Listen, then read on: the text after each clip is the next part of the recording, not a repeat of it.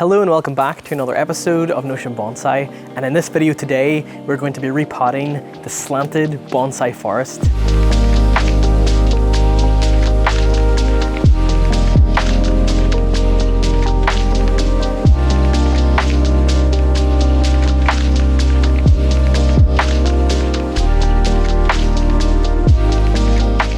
Alright, so hello and welcome. We're here today in Attila's bonsai garden with the Slanted Bonsai Forest, and you made this pot out of cement, right? Yeah, just pure cement. I didn't know what other materials I could have used. Then fast forward after you made this pot, we planted some Swamp Cypress into this, and then last year we styled the top of this after it settled into the pot. And today we're actually going to convert this and change this into an entirely new slanted pot. I personally really like concrete when it comes to bonsai pots. However, concrete does come with some disadvantages. Concrete's good, it's fun to make pots with in your garden, but concrete does tend to be a little brittle. And even with this one here, not only is it extremely heavy, I'd say it's about, tell how many kilos would this be? 40 kilos for just the pot, then the soil, then the trees. On top of that, this entire thing's like 50 kilos more, but concrete is also brittle. So in the case of this forest, actually around this point here where it's slanted, it's actually cracked, and for a long while we had to put a support underneath here so that it didn't continue to crack and break off.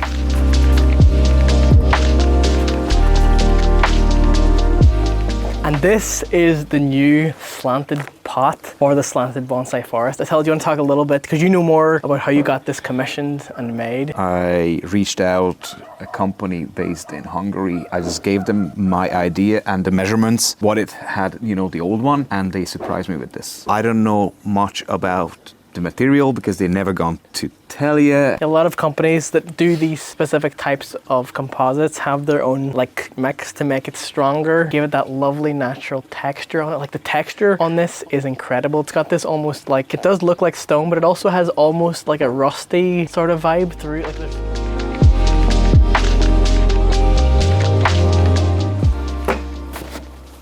And now before we begin, the tools that we'll be using throughout this video today are a root hook, wire cutters, a bent fork, root cutters, root pruning shears, some bonsai tweezers, a drill, and some gin pliers. And of course, as always, by no means do you need all of these specialized bonsai tools. If you're just getting started in bonsai, you can get by with just a cheap pair of garden scissors or some secateurs. You don't need a root rake, you could use a bent fork. Just whatever you have at your disposal to get the job done. But just make sure that whatever you are using, for example, if it's scissors, you want them to be clean and sharp. Clean so we don't introduce any bacterial or fungal infections to our trees, and sharp because in bonsai, a sharp blade will give you a much cleaner cut on a branch or root, and in horticulture, clean cuts heal so much faster and more efficiently than a blunt cut where it sort of squashes it with a dull blade.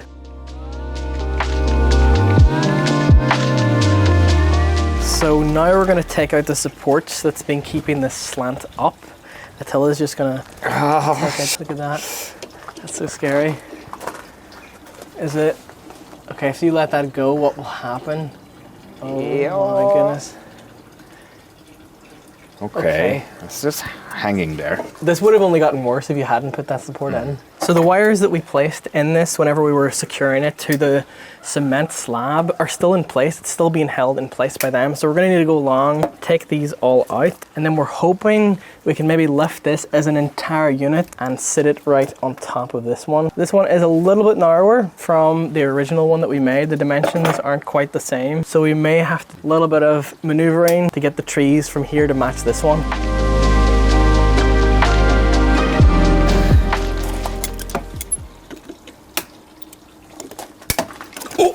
What? Is it going? Did you hear that? No. Oh, I didn't. Is it? Oh, is it about to snap? Is this the moment? It will. I just want to get the wires out. I mean, your part will be fine. It's just wires this. are in there. So just taking the gin pliers, I'm gonna grab some of the wires that I see in here that I want out. I'm just gonna pull these out. No. Is that it? Does it not? What? It's this big one here, I think. Yeah. Oh, jeez. Okay. Okay. It's it. I think it's this one. Oh. Okay. Jeez. Right, so I I'll let it go. hold Look this. at that. It stays. Okay. Okay. This is being supported by how the roots have actually all meshed together in the pot, which is really nice to see. We really wanted to see this formed like this, which will make moving this to the other slabs so much easier. And because this little piece up here has meshed like this, it's likely that all the other trees have too. So this should all come off in one piece.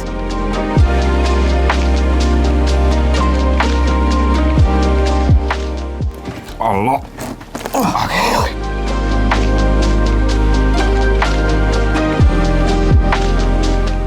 This is what is left of the slant, completely broken in half. This looks so cool and will be really, really, really beautiful, but You could even use that bottom half for something else. I maybe. might take this slanted one off. I definitely will keep it. Even just put some moss in it. moss, fungi, whatever. So take this away.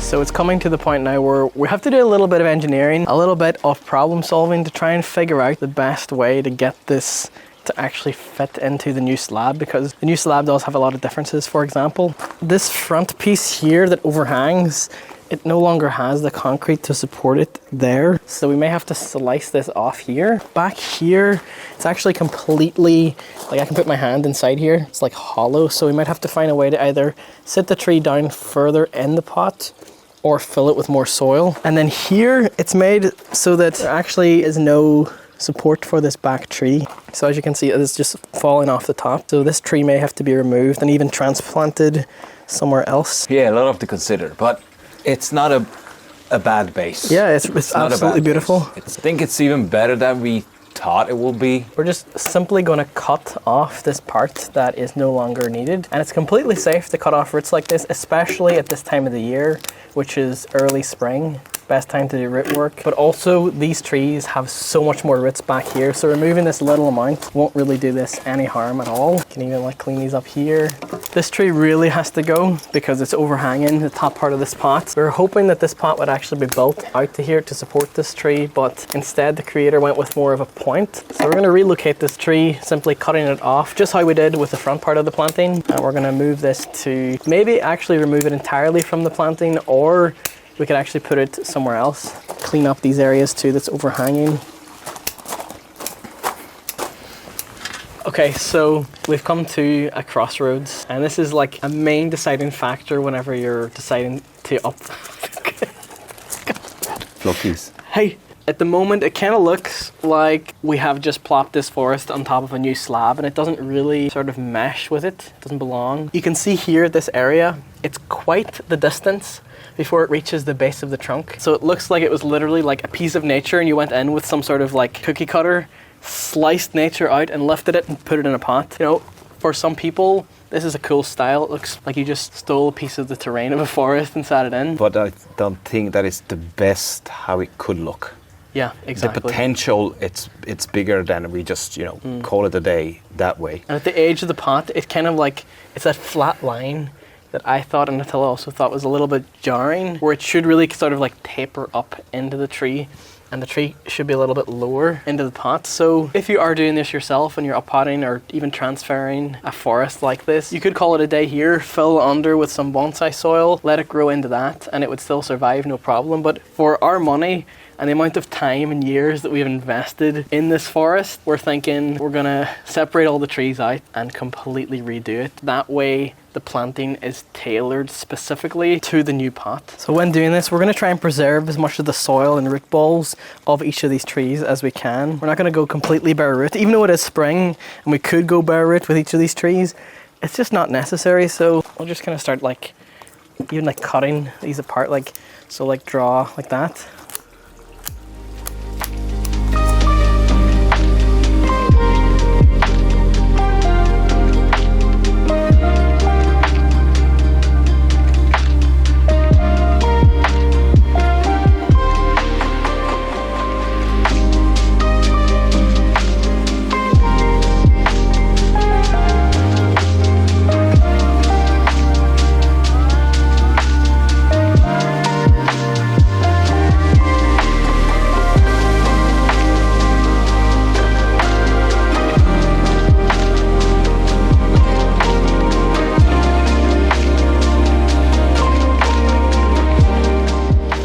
fits in there too nicely. Yeah. Because if we start to build it from the left and then you start to like put the holes in and started to wire them in. We just put them in and went, that's it. Yeah.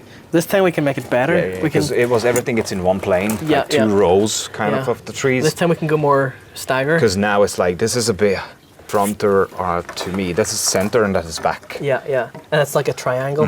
What if we worked in triangles? So we had like 1, 2, 3, 1, 2, 3, Okay. 1, 2, 3. Okay. So that nothing is ever on the plate. It's all staggers, like a hexagon, like a beehive. Doesn't really matter which tree, but it's like, this is a nice, it doesn't really have anything going. Yeah. So 1, 2, 3, that would go here.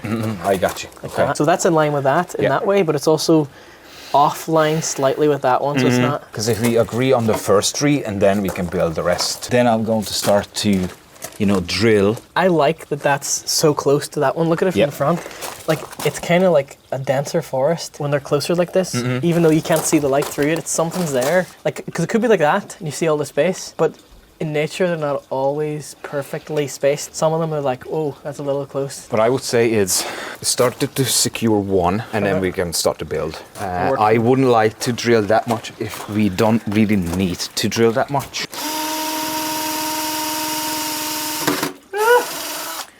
Good, all good. So as we secure the trees to this pot, just as we did with the last slab, we're actually drilling extra holes. The more holes that we're gonna drill into this, the more chance of it either getting weaker or brittle. So we really wanna minimize the amount of holes that we're putting into this slab. So for every hole, instead of having 2, we're gonna put 1 piece of wire up through the 1 hole.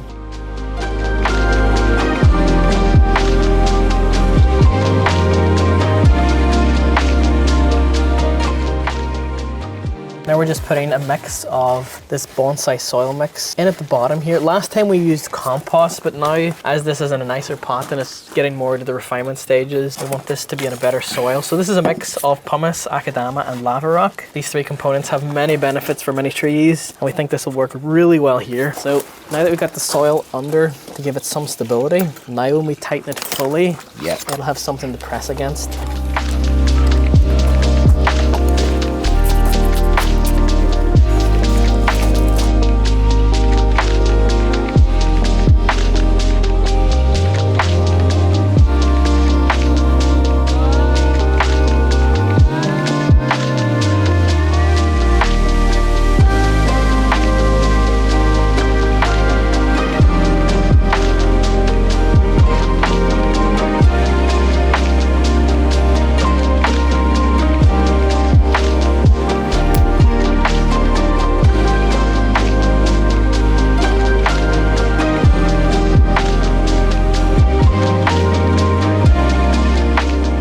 To hold it upright and twist it and think, like, where does it look straightest? The straightness, but then the canopy as well, and everything is between.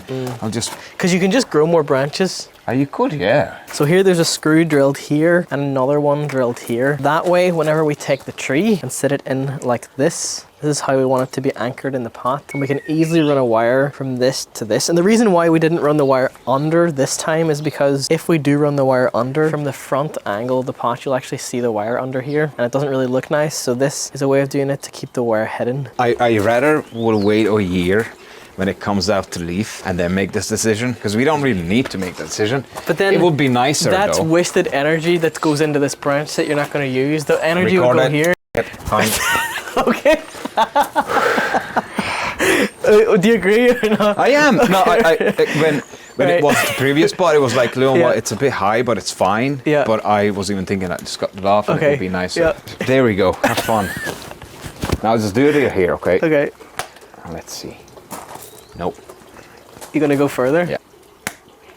We've been working in the forest and we decided to use something called Keto, which is a clay-based material that's used for actually meshing things in forest plantings like this. And after applying it, it makes the biggest difference of securing the trees in place. So as you can see here, we've used some Keto to secure this tree. And because this is on a higher slope, if we were to use some bonsai soil in order to bring this up to here, because of gravity, we would need to actually have it like this, and that would actually cover all these nice features down here, which we don't want. So the Keto allows us to secure it up here, and then later we will adhere the moss to the Keto. It just keeps the roots nice and hydrated. We're using some over here also to secure these trees in place. Back here, I've used some just to anchor that back tree in place. And so far, we're trying to keep all the trees nice and vertical.